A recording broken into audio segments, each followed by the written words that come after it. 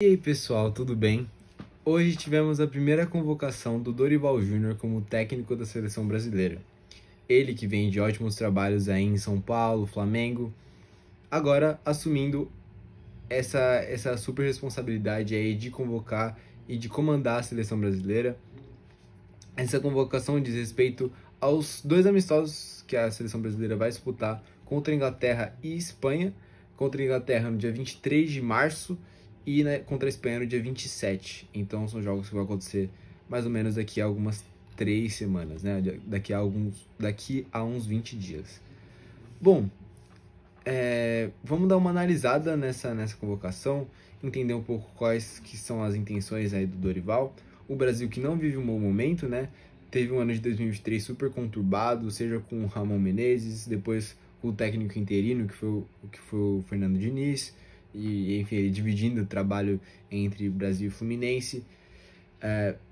A promessa do Ancelotti que não chegou. Então, assim, um ano muito conturbado e a seleção brasileira precisando voltar aí a outros patamares muito maiores, né? Nesse momento, a seleção brasileira ocupa a 6ª colocação das eliminatórias da Conmebol para a Copa do Mundo. Então, assim, bem abaixo do que se espera do Brasil e do que o Brasil tem mostrado nas últimas eliminatórias. É uma seleção que vai ter a Copa América também logo, né? Agora em junho e julho. E vamos ver esses jogadores aí sendo testados também para esse torneio que vai ser muito importante, né? Ainda mais depois da Argentina ser campeã do mundo. Acho que torna essa Copa América ainda mais importante para o Brasil. Então, assim, é um trabalho novo, é um trabalho que tem muito a crescer, mas que já chega com uma pressão muito grande dos resultados, até porque a seleção brasileira é uma das camisas mais pesadas do mundo, se não for a mais pesada, né? Então é uma seleção que se espera muito, e a gente já tem aí, o Dorival já chega com muita pressão, né, em cima dele. Vamos dar uma analisada aí na convocação do Dorival. Vou falar no geral e aí depois a gente vai dando uma destrinchada, certo? Começando pelo Bento, do Atlético Paranaense, os goleiros. O Bento, Ederson do City e Rafael do São Paulo. Laterais, Danilo da Juventus, Ian Couto do Girona, Ayrton Lucas Flamengo e Wendel Porto. Zagueiros, Beraldo e Marquinhos do PSG. Gabriel Magalhães do Arsenal e o Murilo do Palmeiras. Os meio-campos, André do Fluminense, Andrés Pereira Fulham, Bruno Guimarães Newcastle, Casemiro do Manchester United, Douglas Luiz do Aston Villa, João Gomes do Wolverhampton, Lucas Paquetá do West Ham e Pablo Maia do São Paulo.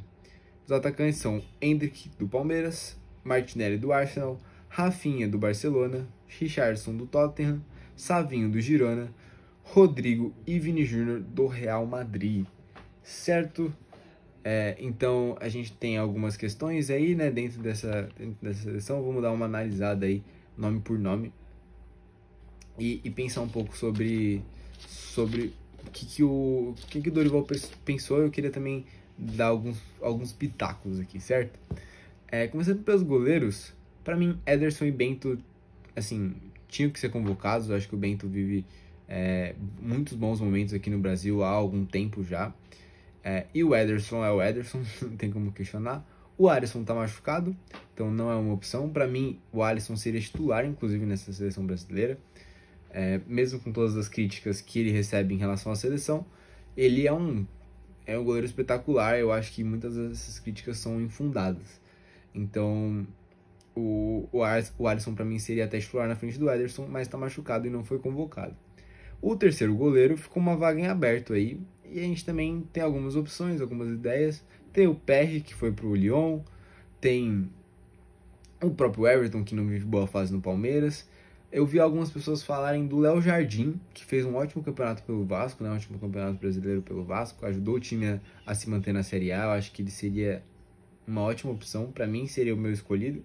Mas, assim, até eu acho perdoável, mas ele convoca um cara que ele conhece, né? Convoca um cara que ele já tá acostumado. Eu não acho que seja nível seleção brasileira, mas ele convocou o Rafael do São Paulo, com o qual ele trabalhou recentemente. Assim, é uma vaga de terceiro goleiro, então não vamos criar tempestade em copo d'água, mas eu acho que tinha outros caras que poderiam ser convocados à frente dele. Ele acaba convocando muito por afinidade, eu acho. Não que o Rafael não tenha nível, mas acho que tinham jogadores na frente dele. Enfim, ele acaba... Esse critério, né, do fato dele já terem trabalhado juntos, eu acho que pesou um pouco na decisão para trazer o Rafael. Mas enfim, o terceiro goleiro tá suave. Laterais. O Danilo da Juventus e o Ian Couto do Girona são os laterais direitos que eu imaginei mesmo. Assim, o Danilo vai fazendo um ótimo campeonato italiano pela Juventus, que é uma das melhores defesas do torneio. O Ian Couto tem sido essencial para essa formação do Girona. Enfim, né, para esse Girona aí que é o vice-líder da La Liga desse ano. Assim, o Ian Couto, e eu acho que entra numa questão também que eu vou falar, já vou me emendando, né? É a mesma questão do Samuel Lino do Atlético de Madrid. É um jogador que joga muito mais como um ala do que como um lateral. Até, inclusive, quando ele jogou mais recuado como lateral, ele teve muitas dificuldades de marcar o Vinícius Júnior, que foi o jogo agora que o Girona fez contra o Real Madrid, que o Real ganhou por 4-0 no Bernabéu. Eu acho que talvez como lateral ele tenha algumas deficiências e seja importante que tenha um lateral mais defensivo na esquerda para conseguir compensar esses avanços do Ian Couto. Mas eu gosto muito da convocação dele, ele já tinha sido convocado, agora ele chega um pouco mais firmado até por conta, enfim, dessa constância que esse time do Girona está tendo, e é um time que está indo... que se esperava que baixasse o nível e também tem tido suas oscilações, mas continua aí em um nível muito alto, é um time muito forte. Então, assim, pra mim, muito justa a convocação dele. O Samuel Lino não foi convocado pro outro lado, pra lateral esquerda, e aí eu acho que entra um pouco disso que eu falei, né? O fato dele ser um cara mais de chegada, ele é quase um ponta, e pensando em pontas, a gente já tem muitos pontas à esquerda, né? Então, eu acho que o Samuel Lino acabou ficando para trás nessa. Mas eu tinha outros jogadores que estavam à frente de Ayrton Lucas e Wendel, na minha visão. O Carlos Augusto, por exemplo, da Inter, é um jogador importantíssimo. Ele não é titular, mas ele é importante para esse time da Inter, que é um dos times mais fortes do planeta nesse momento.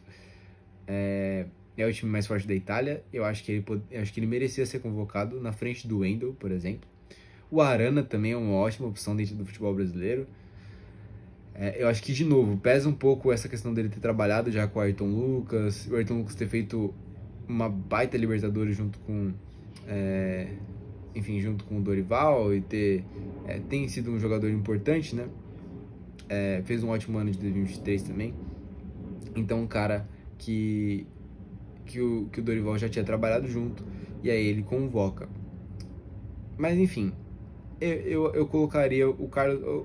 Assim, se fosse para convocar o Ayrton Lucas, convocaria Ayrton Lucas e Carlos Augusto. Mas também eu entendo ele testar o Wendel, é uma opção interessante, né? Vamos ver como é que vai ser. Dentro dos zagueiros, acho que Beraldo, Gabriel Magalhães e Marquinhos, muito justo. O Beraldo aí ganhando oportunidades finalmente na seleção, um cara que trabalhou também com o Dorival, que é um cara muito interessante, um cara que tem muito futuro. Agora, o Murilo do Palmeiras eu achei estranho, assim. Muita gente achou estranho. Até porque ele tava falando, né? Pô, tá na minha cabeça. Beraldo, Gabriel Magalhães, Marquinhos. E Murilo.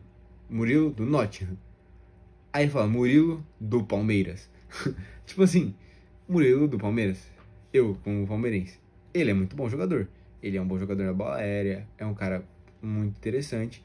Mas eu acho que tem outros caras bem à frente dele. Inclusive o Murilo, do Nottingham Forest. E até se a gente for pensar em questão de reformulação, né? Que foi muito falado durante a coletiva do Dorival. O Murilo do Nottingham tem 21 contra 26 do Murilo do Palmeiras. 21 anos, né? Claro, o Murilo do Palmeiras não é nenhum cara velho, vai chegar ainda no auge da sua forma física na Copa de 2026. Mas eu acho que pensando a longo prazo, eu acho que o Murilo do Nottingham é um cara que tá em franca ascensão, né? O Murilo, é difícil falar, né, dos dois Murilos, tem que ficar toda hora diferenciando assim. Mas o Murilo do Palmeiras é um cara que já bateu na Europa e voltou. Assim, eu acho um pouco duvidosa essa convocação dele. Por mais que ele tenha muita qualidade, por mais que ele seja muito bom, eu acho que o próprio Murilo do Nottingham estava à frente, e eu acho que o Bremer da Juventus também estava à frente dele. Entra um pouco do que eu falei da Juventus, né? Juventus que vai fazendo uma ótima campanha aí na Série A. É uma ótima campanha, especialmente na parte defensiva. E eu acho que o Bremer é um dos melhores jogadores nesse sentido. Então, assim, eu achei meio estranha essa convocação do Murilo do Palmeiras. Indo para os meio-campistas. André do Fluminense, eu acho muito justo ele continuar sendo convocado, mesmo depois do Diniz ter ido embora. Ele é um cara muito bom e eu acho que merecia já ter ido para a Europa. Acabou não indo, vamos ver como é que vai ser nessa janela aí do meio do ano. Andreas Pereira recebendo uma oportunidade. Ele que chegou a trabalhar com o Dorival também no Flamengo, um pouco menos, né? Mas chegou a trabalhar. Enfim, vamos ver aí como é que vai ser essa chegada aí do Andreas Pereira. É um cara interessante, é um cara que é um dos maiores criadores de jogadas da Premier League, é um cara que, enfim, tem muita inteligência de jogo. Vamos ver como é que vai ser ele na seleção brasileira. Bruno Guimarães e Douglas Luiz, para mim, são absurdos. Tem jogado muito nos seus respectivos times. O Douglas Luiz, inclusive, levando esse Aston Villa aí, é uma das referências técnicas do Aston Villa que está indo para Champions nesse momento. Então, assim, é um timaço e é um jogadoraço. O Bruno Guimarães, que ajudou o Newcastle aí para Champions também na temporada passada, classificar para essa temporada, né, da Champions. O Paquetá, que é essencial para esse time do West Ham. Rolou aí uma estatística esses dias que a Premier League postou, que com o Paquetá o West Ham venceu 11 dos seus 19 jogos. Sem o Paquetá, o time não venceu nenhum dos seus 7 jogos disputados sem o Paquetá.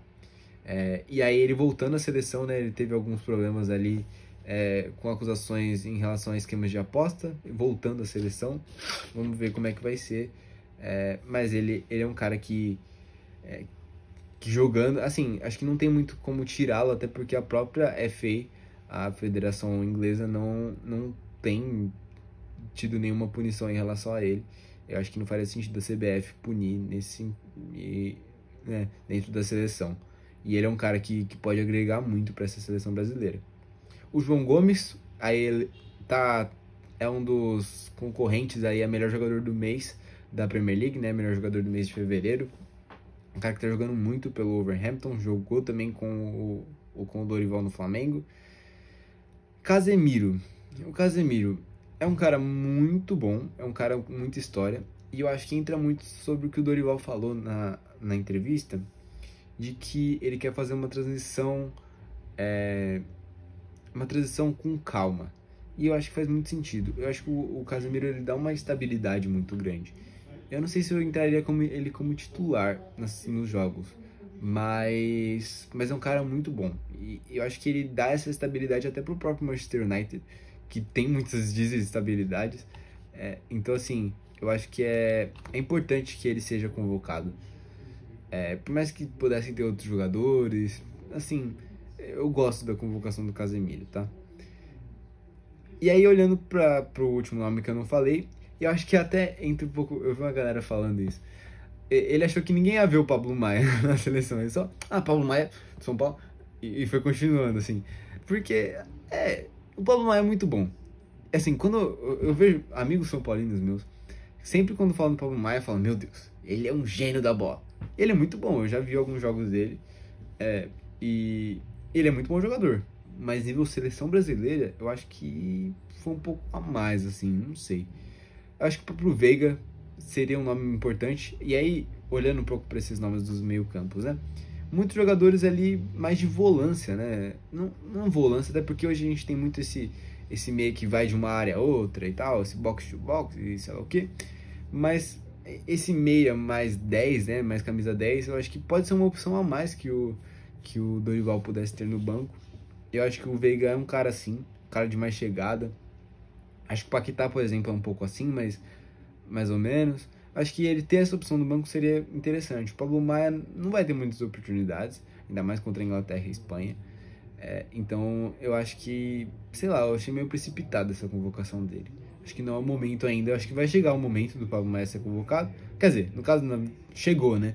Mas assim, eu acho que vai chegar um momento onde ele tem esse nível. Eu acho que ainda não é agora. Mas ele tá convocado e vai jogar e vai com a seleção brasileira.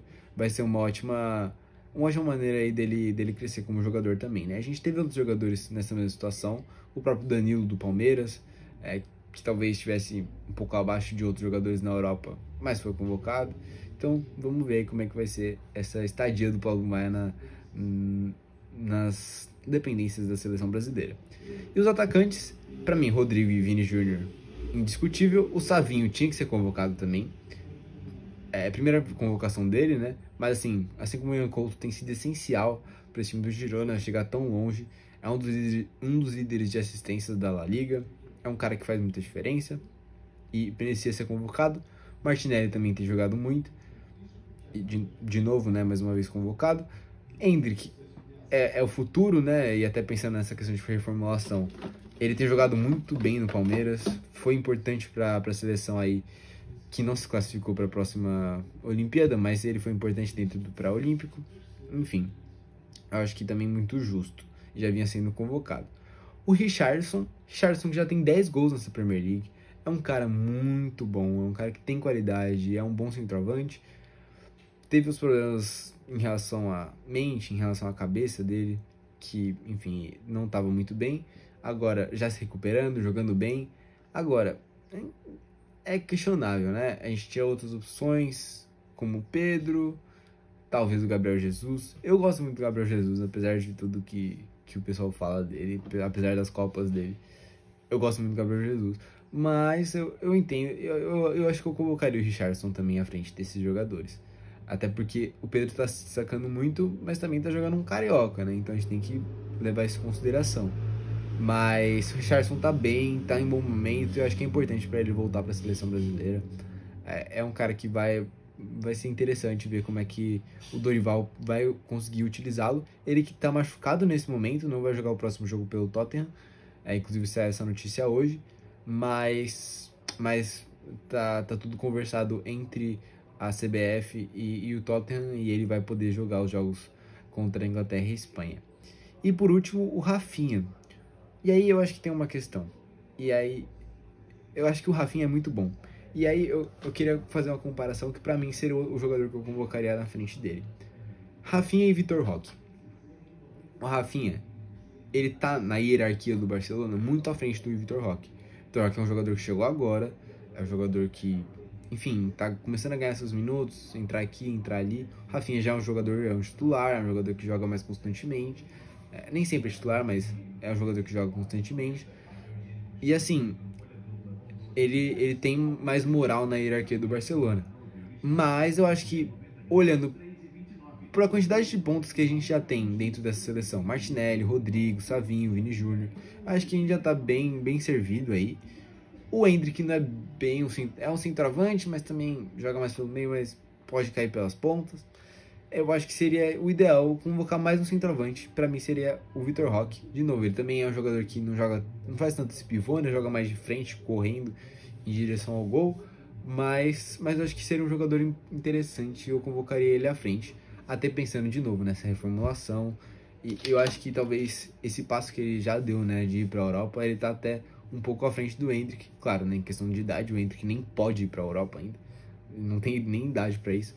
Mas assim, eu acho que o Vitor Roque merecia essa convocação. Eu acho que essa merecia ser a primeira convocação dele. Não foi dessa vez. Eu acho que ele merecia mais essa convocação do que o Rafinha, apesar do Rafinha estar à frente dele dentro do Barcelona. Acho que era o momento de convocar o Vitor Roque. Não foi. Vamos ver, provavelmente ele em algum momento vai ser convocado. Ele é um grande jogador e vai ser essencial para esse projeto até 2026 e até 2030 também. Certo? Então é isso. Espero que você tenha gostado. Enfim, deixe seus comentários aí sobre o que você achou dessa convocação do Dorival. Se tem algum nome do que eu falei que você discorda, tem mais algum nome que você não viu. Eu vi bastante gente falando do Talisca. Acho que o Talisca não tinha muito espaço aqui não, sendo bem sincero, assim. Até, enfim, joga um futebol um pouco... eu acho que talvez abaixo até do brasileiro, o saudita. Mas enfim, acho que eu gostei da convocação, achei que ele ousou, especialmente nos jogadores que ele já comandou aí, como o Rafael, Pablo Maia. O Murilo eu achei meio estranho, mas eu gostei da convocação no geral. Eu acho que ele acabou arriscando alguns nomes e faltou outros que seriam interessantes. Mas tudo bem também, é um novo trabalho. Vamos ver como é que vai ser esses confrontos contra Inglaterra e Espanha, né? Ambos fora de casa. Inglaterra em Wembley e na Espanha em Madrid. Vamos ver como é que vai ser esses confrontos, certo? Muita sorte aí ao Dorival. E é isso. Deixa o seu comentário do que você achou. Deixa um like, se inscreva e tudo mais, beleza? É nóis e valeu.